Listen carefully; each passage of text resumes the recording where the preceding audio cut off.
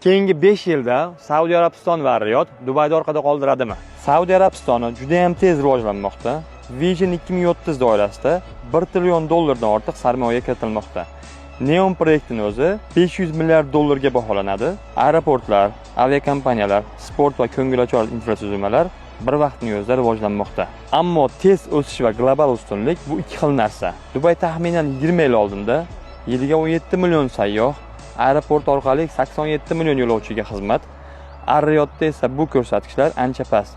Dubayga 100 dan ortiq millatdan investorlar keladi. Saudiya Arabistonida esa freehold tizimi faqat shu yildan joriy etmoqchi va asosiy klientlar ichki klientlar. Dubayda 0% daromad, kapital va meros solig'i, aniq qoidalar va shakllangan bozor bor.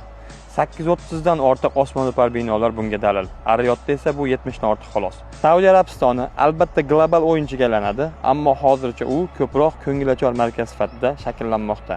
Dubay esa investitsiya ham ko'ngilochar markazi. Yaqin Sharqda hozircha bitta global markaz bor, bu Dubay. Menimcha u kamida 20 yil yetakchilik saqlab qoladi. Dubaydan ko'chmas mulk olmoqchi bo'lsanglar, kimga aloqa chiqishibsizlar? Vagent tanlashda adashmang.